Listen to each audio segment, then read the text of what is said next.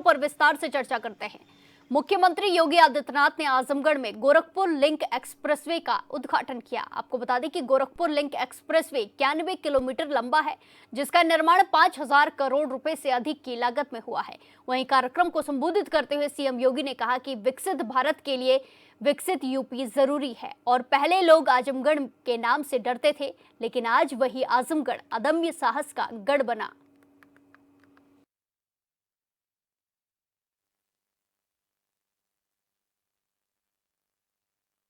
आजमगढ़ को पूर्वी उत्तर प्रदेश के गोरखपुर से आजमगढ़ की अंबेडकर नगर और संत कबीर नगर की इस बेहतरीन वर्ल्ड क्लास कनेक्टिविटी का उपहार आज आपको प्राप्त हो रहा है। इसके लिए मैं आप सभी को बधाई देते हुए आपका मैं अभिनंदन करता हूं, स्वागत करता हूं। बहनों और भाइयों, देश के यशस्वी प्रधानमंत्री मोदी जी ने देशवासियों के सामने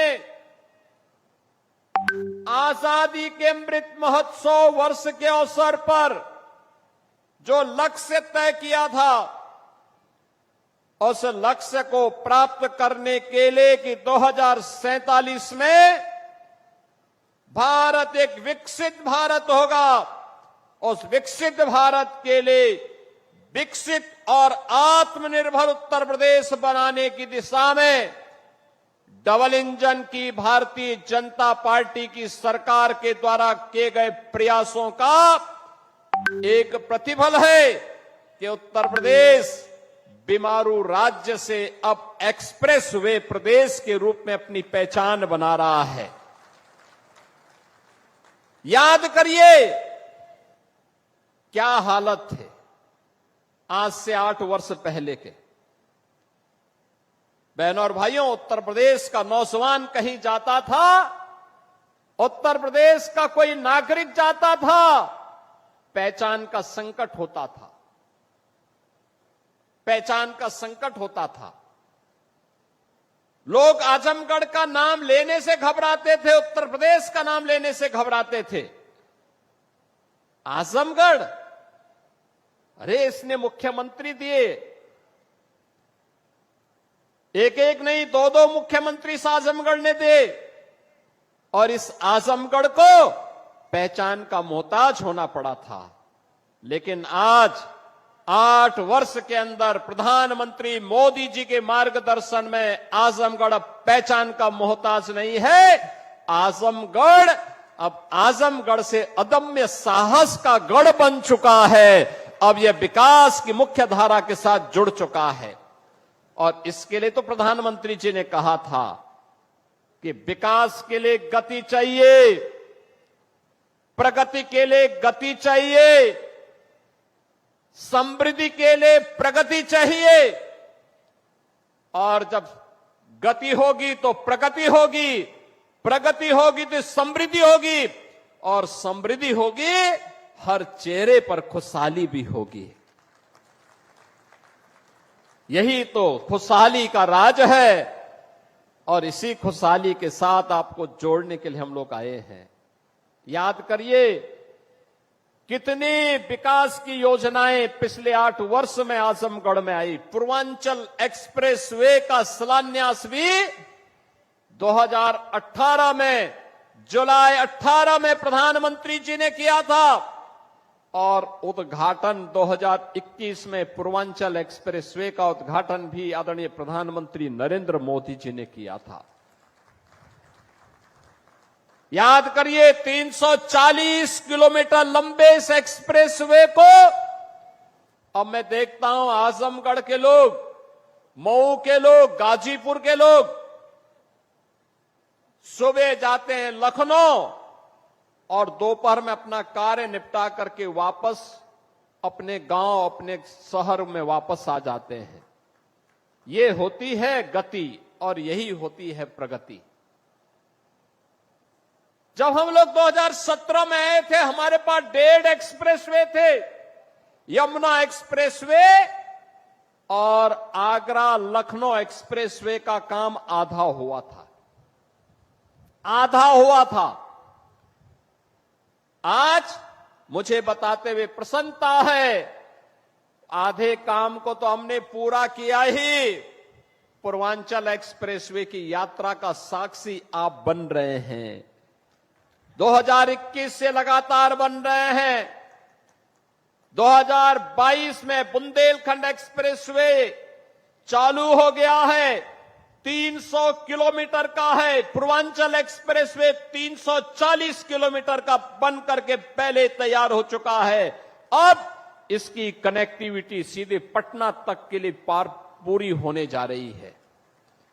आप याद करिए कि पटना से लेकर के लखनऊ तक और लखनऊ से लेकर के दिल्ली तक की पूरी कनेक्टिविटी कितनी आसान हो जाएगी।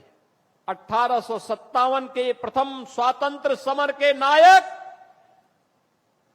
वीर कुंवर सिंह ने जब अंग्रेजों को पछाड़ने के लिए आजमगढ़ तक अंग्रेजों का मुकाबला किया था, तब कनेक्टिविटी नहीं थी। अगर उस समय ये पूर्वांचल एक्सप्रेसवे होता तो आजमगढ़ के लोग वीर कुंवर सिंह के साथ मिलकर के अंग्रेजों को मार मार करके खदेड़े होते और फिर यह देश 1857 में ही स्वाधीन हो गया होता। उस समय कनेक्टिविटी नहीं थी, अभाव था, कनेक्टिविटी का अभाव था। लेकिन आज पटना से लेकर के दिल्ली तक की कनेक्टिविटी पूर्वांचल एक्सप्रेसवे देने जा रही है। इसी के साथ खबरों में आगे बढ़ते हैं। एटा के आवागढ़ थाना क्षेत्र के मोहल्ला तिवारियन में मामूली कहासुनी कर पुरानी रंजिश मामले में दबंगों ने घर पर हमला कर दिया, जिसमें परिवार के 4 लोग घायल हो गए। अवैध हथियारों से लैस दबंग घर में घुस गए और परिवार पर हमला बोल दिया। महिलाओं से लूटपाट कर जान से मारने की धमकी देने का भी आरोप है।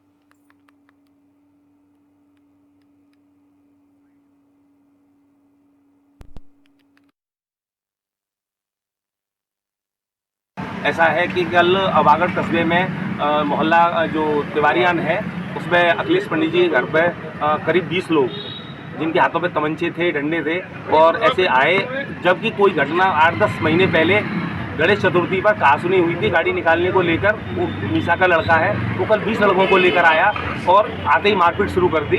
लड़का उनका घर के अंदर डर के मारे भागा तो अंदर से खींचकर बाहर लेकर उसकी मारपीट की, उनके चाचा की मारपीट की, उनकी माँ की मारपीट की, मतलब 2 महिलाओं के भी चोट है और उनके गले का मंगलसूत्र था एक का, तो वो मंगलसूत्र उन्होंने तोड़ लिया। अखिलेश पंडित जी मोबाइल से वीडियो बनाने का प्रयास कर रहे थे तो उनका मोबाइल भी छीन कर ले गए। मोबाइल जो लोग आए कि उनका नाम बताना चाहेंगे? नाम उसमें से एक का शायद अजय है और एक का अनुज है और बाकी के ये लोगों के नाम नहीं जानते हैं कि कौन है उसमें। तो 2 लोगों के नाम इनको पता है, बाकी ये जो भी थे 15-20 लड़के थे उनके नाम अतुल है शायद, मतलब नाम मुझे कंफर्म नहीं है, वो तहरीर में नाम दिए हुए हैं। लेकिन आवागढ़ थाना अध्यक्ष ने न तो अब तक डॉक्टरी कराई है इनकी कल से अब तक, ना ही कोई कार्रवाई की है। इसी के साथ खबरों में आगे बढ़ते हैं। बदायूं के उसावा थाना क्षेत्र में एक ही परिवार के 8 लोग बेहोश हो गए, जिन्हें बेहोशी की हालत में जिला अस्पताल में भर्ती कराया गया। आपको बता दें कि घर में केमिकल का ड्रम धोने के दौरान यह हादसा हुआ। परिवार वाले बाजार से जानवरों को चारा खिलाने के लिए केमिकल का नीला ड्रम लेकर आए थे।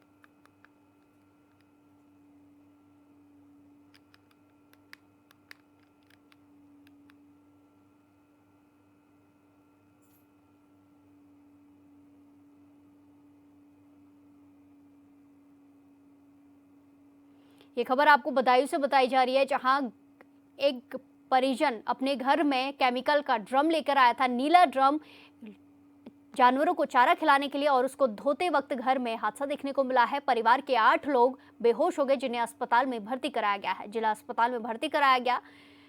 घर में एक नीले कलर का ड्रम आया था, जिसको धोते वक्त ये हादसा हुआ है। इस खबर पर ज्यादा जानकारी के साथ सीधे जुड़ेंगे संवाददाता रिंकू भारद्वाज से। रिंकू, जिस तरीके से ये पूरा मामला सामने आया है कि एक केमिकल एक ड्रम है जिसे धोते वक्त ये हादसा हुआ है, क्या कुछ देखने को मिल रहा है?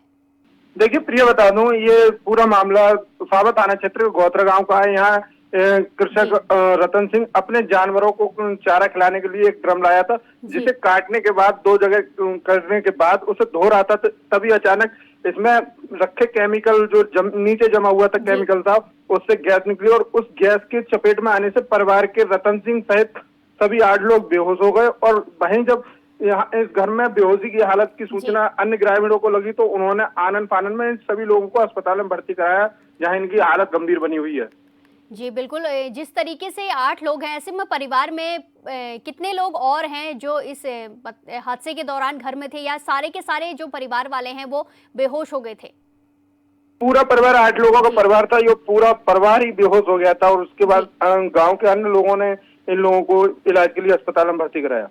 जी बिल्कुल रिंकू, जिस तरीके से एक ड्रम को धोते वक्त ये हादसा हुआ है, तो ऐसे में जो ड्रम है उसकी कोई जांच पड़ताल की गई है कि उसमें किस तरीके का केमिकल था? क्योंकि इस तरीके से बाजार में ड्रम जो बिक रहे हैं, ऐसे तो कोई बड़ा हादसा भी हो सकता है, तो ऐसे में कुछ कार्रवाई देखने को मिली है? बिल्कुल, अभी कार्रवाई की बात अब पुलिस से बात की है तो पुलिस ने ये बताया कि पूर्व में केमिकल का ड्रम होना ये जांच में पाया गया है, जिसके नीचे जो धोने के दौरान जो तरल पदार्थ था, जो जमा हुआ पदार्थ था, वो पानी के आवेश में आने से भड़क गया और इसकी गैस बनकर घर में फैल गई।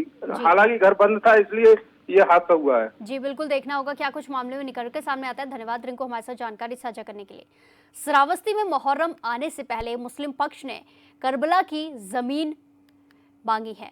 ताजियादारों ने इकोना में करबला भूमि का मुद्दा उठाया। इकोना उपजिलाधिकारी को मुस्लिम समुदाय के लोगों ने ज्ञापन सौंपकर जिला प्रशासन से नई भूमि उपलब्ध कराने की मांग की है।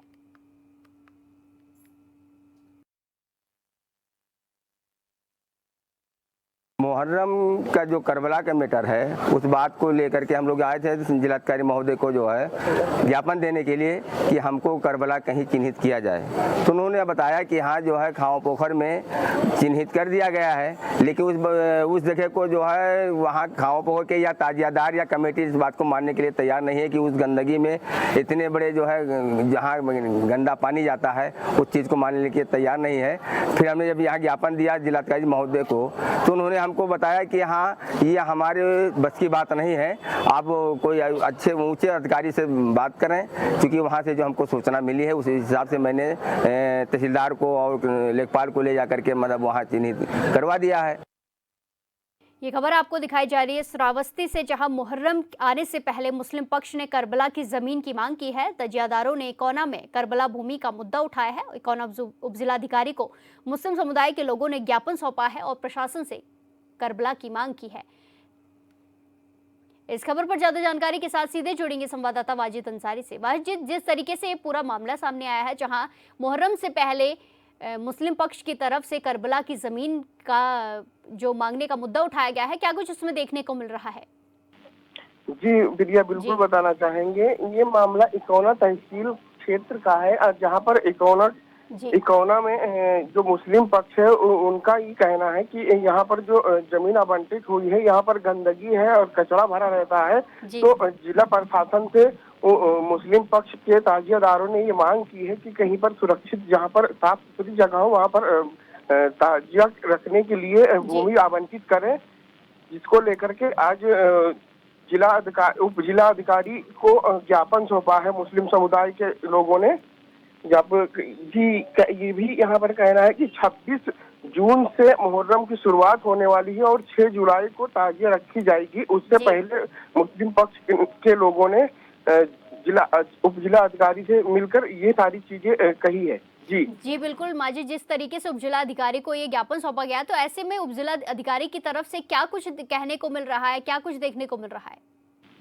जो पहले से आवंटित भूमि हुई थी, जिसका गाटा संख्या था 4870 है, जिसका 0.200 हेक्टेयर क्षेत्रफल है, करबला के नाम आवंटित की है। लेकिन जो मुस्लिम पक्ष है वो ये कह रहा है कि जैसे अगर आवंटित की गई है जहां पर भी भूमि, तो वहां पर इससे पहले भी भूमि आवंटित की गई थी दूसरी जगह पर, तो अब लेकिन इस जगह पर आवंटित हुई है।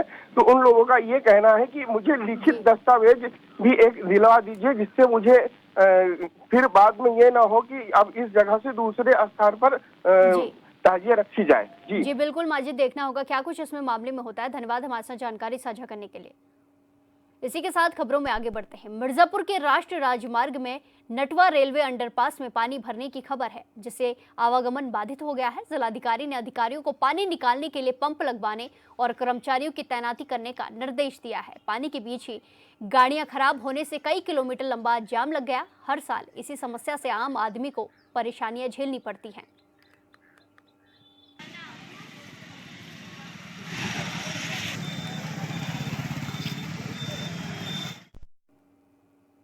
नोएडा में स्वास्थ्य विभाग ने बीते 24 घंटे में कोरोना संक्रमित के 21 नए मामलों की पुष्टि की है। सभी का इलाज होम आइसोलेशन में चल रहा है।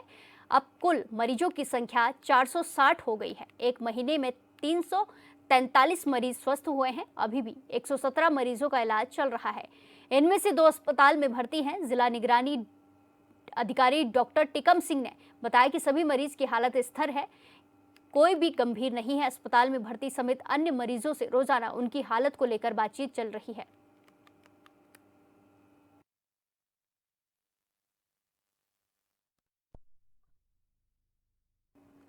झांसी कानपुर नेशनल हाईवे पर तेज रफ्तार की एक और बलि चढ़ गई।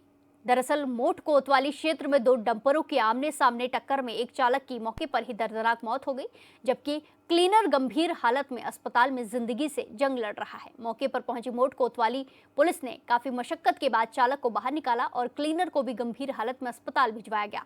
आपको बता दें कि हादसे के बाद हाईवे पर कुछ समय के लिए जाम की स्थिति बन गई थी। फिलहाल पुलिस हादसे की पूरी जांच में जुट गई है।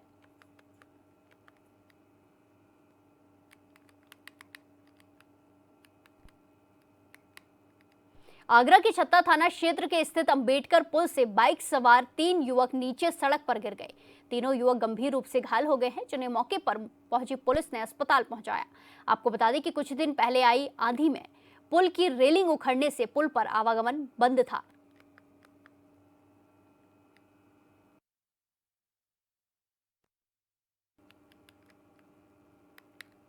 बिजनौर के हेमपुर दीपा थाना क्षेत्र में एक शादी समारोह में खाना खत्म होने पर 2 पक्षों में विवाद हो गया। इस दौरान दोनों पक्षों के लोग एक दूसरे पर जमकर लाठी डंडे चलाते नजर आए, जिसमें से एक पक्ष ने 3 से 4 लोग गंभीर रूप से घायल हो गए। मारपीट का वीडियो भी सोशल मीडिया पर वायरल हो रहा है। भीड़ में एक बीजेपी नेता भी मारपीट करता नजर आ रहा है। वहीं वायरल वीडियो के आधार पर पुलिस ने मामले की जांच शुरू कर दी है।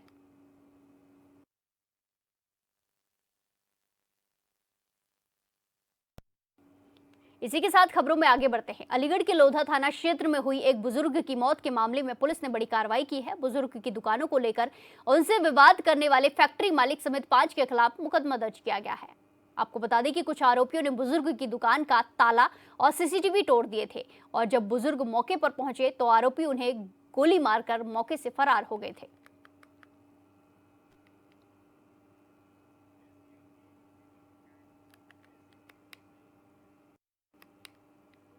बलिया की बेरिया तहसील क्षेत्र में एक महिला के परिजनों ने उसे मृत दिखाकर उसकी सारी संपत्ति अपने नाम कर ली। जब इस बात की जानकारी महिला को हुई तो वो न्याय के लिए अधिकारियों के चक्कर लगाती रही और जब तहसील स्तर पर भी सुनवाई नहीं हुई तो महिला साहब मैं जिंदा हूं का स्टिकर लगाकर सीधे जिलाधिकारी के पास पहुंच गई, जहां उसने डीएम को अपनी समस्या बताते हुए मामले में कार्रवाई की मांग की है। वहीं मामले का संज्ञान लेते हुए डीएम ने एसडीएम को जांच कर रिपोर्ट के आदेश दिए हैं।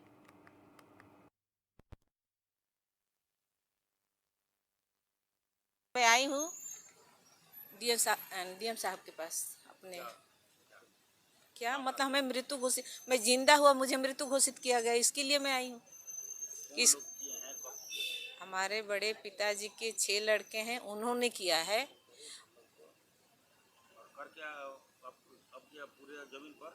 कब्जा कर लिए हैं जी।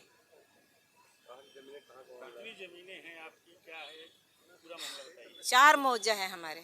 मौजा एक गोनिया छपरा है, एक असीजुआ, एक बिशनपुरा है और एक चांदियर। 4 मौजा है। 4 मौजा पे कब्जा किया। प्रतिदिन लोगों की शिकायतें ली जाती हैं, जन सुनवाई होती है। आज भी हम यहाँ कलेक्ट्रेट कार्यालय कक्ष में बैठकर लोगों की सुनवाई कर रहे थे।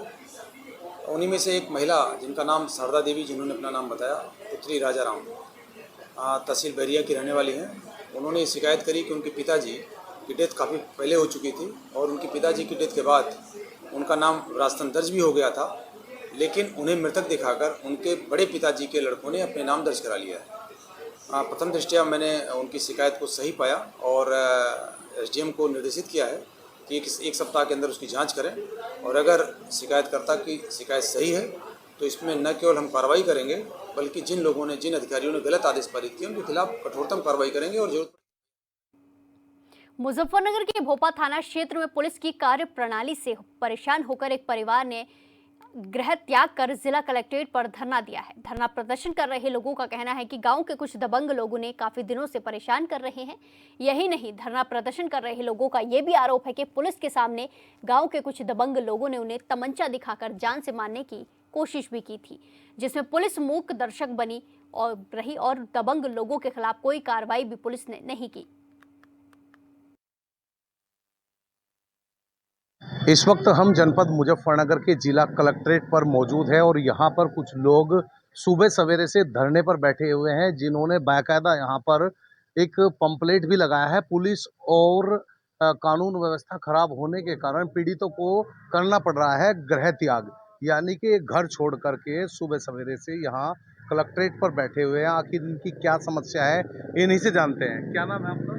जी, मेरा नाम ललित कुमार है, मैं गाँव योगेंद्र। आपने पोस्टर लगाया है, क्या लिखा हुआ है इस पोस्टर पर और क्यों इस तरह का पोस्टर लगाना? इस पोस्टर पर हमारी मजबूरी बनी कि हमें ये लगाना पड़ा, गृह त्याग करना पड़ा, नहीं तो हम अपनी जान धो बैठते। 1-2 दिन में तो जान धो बैठते। हालांकि आज हो सकता काम। हमने मनरेगा जॉब कार्ड की भ्रष्टाचार की जो विकास योजनाओं में भ्रष्टाचार चल रहा है उसके संबंध में ज्ञापन प्रार्थना पत्र दिया था। 2-3 साल हो गए और धरने पर रहे 20-25 दिन तक को। प्रशासन ने हमें समझाया तुम्हारा काम हो जाएगा, ये जेल चले जाएंगे, ये पैसा वसूल कर लिया जाएगा, तुम घर चले जाओ, तुम्हारी सिक्योरिटी कर दी जाएगी।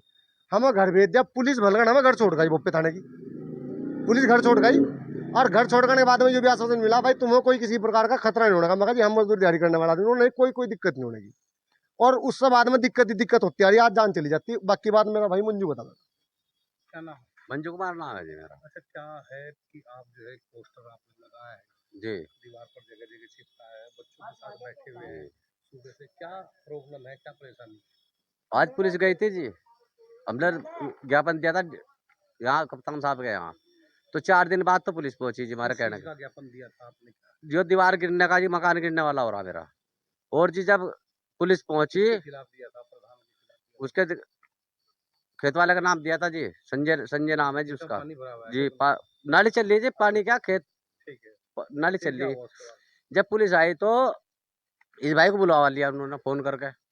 जब बुलवा लिया कोई बात नहीं, तो बातचीत हो रही थी जी, तो उन्होंने कहा ठीक है भाई कोई बात नहीं। तो एकदम बोल पड़े, क्योंकि वे उनसे मिले हैं ना, तो वे बोल पड़े एकदम। तो जी जब बोल पड़े कोई बात नहीं, तो उन्होंने कहा कि भाई और मेरी गलती बता रहे जी। कहने लगे भाई तो अपने जानवरों को भी तो रोक सका था। मैंने कहा जी मेरे जानवर बताओ नुकसान कौन कर रहे हैं। पोस्टर पे क्या लिखा हुआ है इस पर लिखा रखा जी, पुलिस प्रशासन कानून व्यवस्था खराब होने कारण करना पड़ा गृह त्याग पत्र। घर छोड़ दिया आपने? आज घर छोड़ दिया जी, पहले भी छोड़ देते जी हमने। तो कब तक बैठेंगे? अब जब तक बैठेंगे जब तक हमारी समस्या का समाधान नहीं होगा आपके पास किसी समस्या का जी। नहीं कोई नहीं आज ना जी, अभी कोई। आज क्या घटना घटी? आज घटना घटी जी, भाई बच गए जी, नहीं मार लेते हुए तो हम थोड़ा। अब पुलिस के सामने की बात है जी, पुलिस के सामने घटना की जी, पुलिस के सामने घटना जी। पुलिस ने भी कोई वो नहीं करा जी, और हमें प्रताड़ित किया पुलिस ने हमसे इंसाफ चाह जी। अभी कुछ लोग जो धरने पर बैठे हुए हैं उनसे हमारी बात हुई, उन्होंने बाकायदा पोस्टर भी लगाए हुए हैं। पोस्टर लगाने की वजह भी उन लोगों ने बताई कि किस वजह से उनको घर छोड़ना पड़ा। आदेश सैनी, HNN न्यूज, मुजफ्फरनगर। इस बुलेटिन में फिलहाल के लिए इतना ही। बाकी तमाम खबरों के लिए देखते रहिए HNN 24/7। नमस्कार।